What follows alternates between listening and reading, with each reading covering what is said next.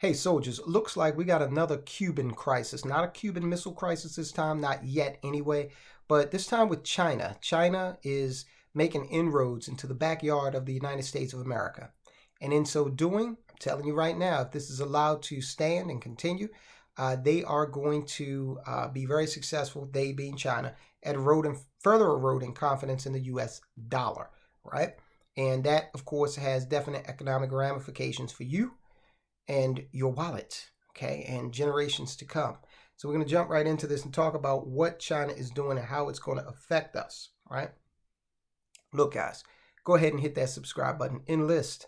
Become a soldier of finance. I tell you what, we need you as a soldier of finance right now because things are changing so rapidly and like-minded individuals need to come together under one banner and share ideas because where we're going, look, this isn't the Cuban Missile Crisis. You know what we had back then?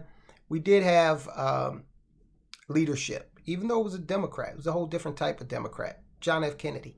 And I'll tell you what, if John F. Kennedy ran for president today, he wouldn't even make it to the primaries, okay? Look at what's being done to his nephew, okay, Robert F. Kennedy Jr. Look at how he's being vilified, okay? Now, he's not my cup of tea in terms of casting a vote for him, but I do admire the fact that he's getting up and, saying what he's got to say. He's not trying to pull any punches thus far. Anyway, we've got Cuba. It's going to be hosting a Chinese spy base focused, of course, on the U.S. They're only 90 miles away, okay? And China, says, hey, we can just set up shop here in Cuba. And we won't even have to use the balloons anymore. We could just sit right there in their backyard and collect whatever information we need. Guys, go ahead, hit the subscribe button. Enlist, become a soldier of finance. Again, this is going to have ramifications on your money. All right, so we need to examine it. Becoming a soldier of finance will certainly help you think in ways that the mainstream media may not even want you to think in, let alone covering these stories in the way that we do. Now, if you want to go further, hit that join button. Find out what we've got to offer in the Officers Club. That's where we are taking deep dives into the asset classes and looking to see how we can learn more and put that knowledge to work as we journey down the road to economic independence. Hit the thumbs up. You guys do a wonderful job with that. Keep it up. All right, so China and Cuba have reached a secret agreement. Actually, not so secret if we know that there is an agreement, right? They've reached an agreement for China to establish an electronic eavesdropping facility on the island nation of Cuba in a brash new geopolitical challenge by Beijing to the United States, according to U.S. officials familiar with highly classified intelligence. An eavesdropping facility in Cuba, roughly 100 miles from Florida, would allow Chinese intelligence services to scoop up electronic communications throughout the southeastern U.S., where many military bases are located, and monitor, they're also going to be able to monitor U.S. shipping traffic, including naval traffic, Coast Guard traffic, all kinds of traffic out there on the water.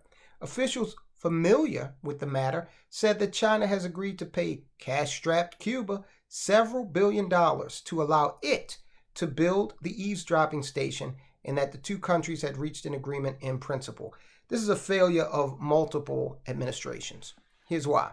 And I'm going to tell you something. I'm going to be absolutely fair. Barack Obama came in, tried to normalize and work toward normalization of relations with Cuba, especially as the Castros were leaving the scene, right? And that was smart strategically, considering that Cuba is right here, 90 miles off the coast of Florida, right?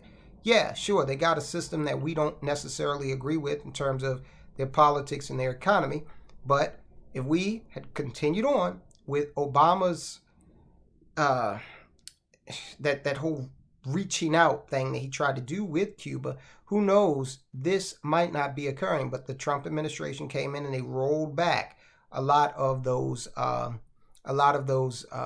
advances that we made. Look, I support Trump.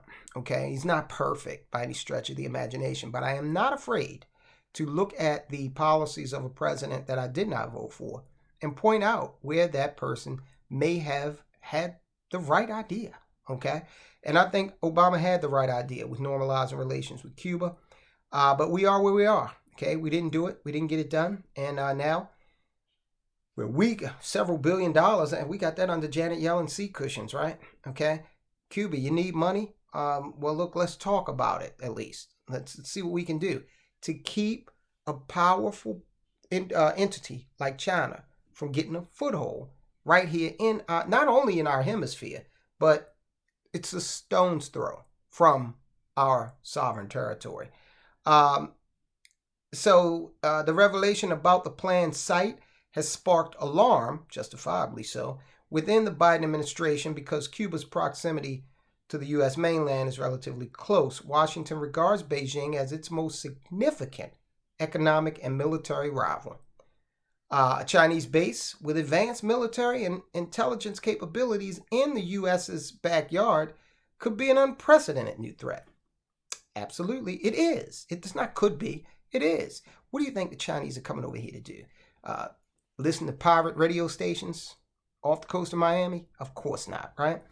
On Wednesday evening, John Kirby, spokesman for the National Security Council, and one of the most Slytherin type of individuals that inhabits the swamp called Washington, D.C., in my opinion, said he couldn't comment on the details of the Wall Street Journal's reporting, but noted that the U.S. was monitoring and taking steps to counter the Chinese government's efforts to invest in infrastructure that might have military purposes.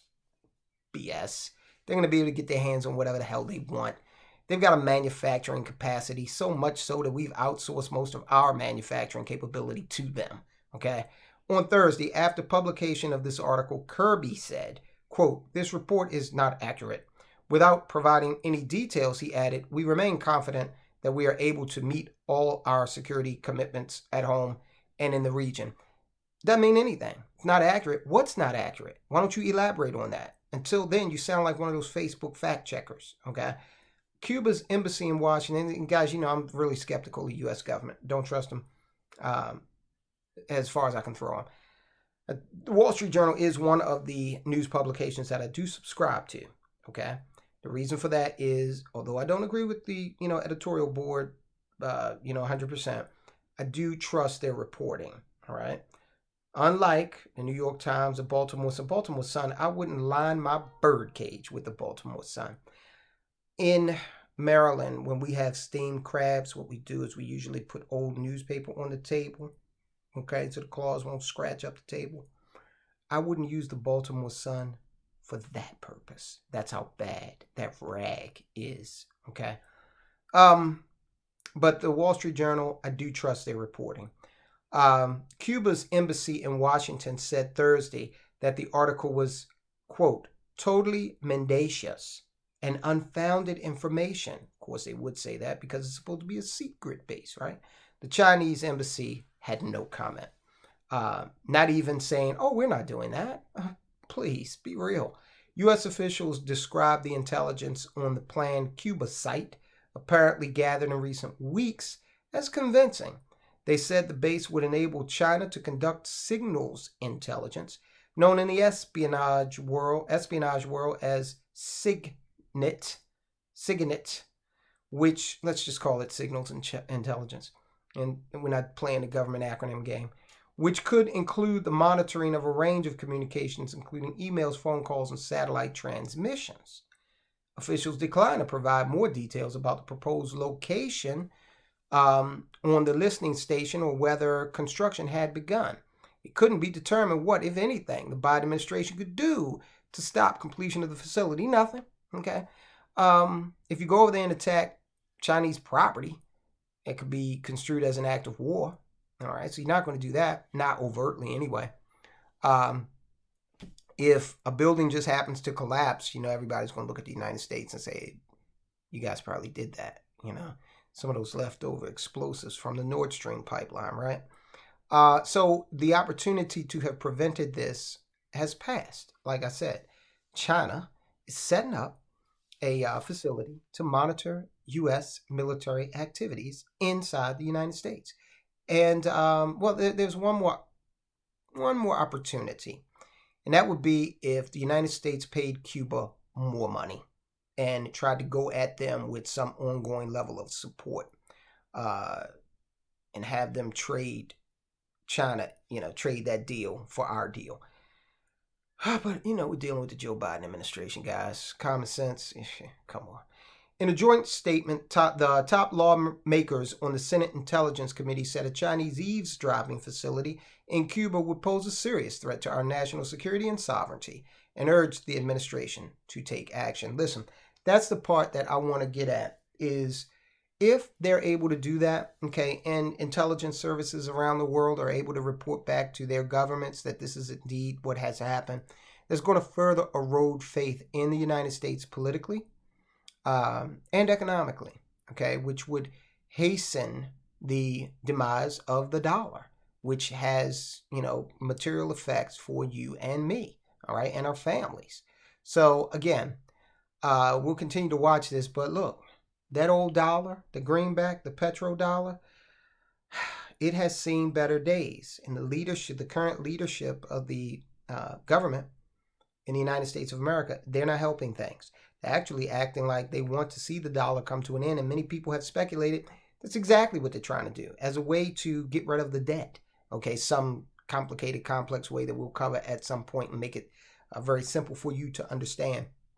Okay, so this is what we're dealing with, guys. We can't be sure of China's completion date, or to what extent they are along the lines with being able to monitor. Maybe they're there already, okay? Maybe this information is coming out, after the fact, all right? They've been doing it for a long time, okay? They certainly had no qualms about sending a balloon over our airspace, and what did the administration do with that? I waited until it had traversed a large portion of the United States, and, then waited until it got out to sea and dealt with it then. All right, I want you to watch this, because this is another aspect of what we've been talking about here. Saudi Arabia is going to be joining the BRICS, the economic cooperation organization made up currently of Brazil, Russia, India, China, and South America. That whole thing is expanding. You've got countries running to that to join up because of what's going on here with the politics of the United States and all the sanctions we're putting on people, and just acting like madmen and mad women and mad, third category that, Democrats can't exactly define. So watch that video, guys. I'll talk to you soon.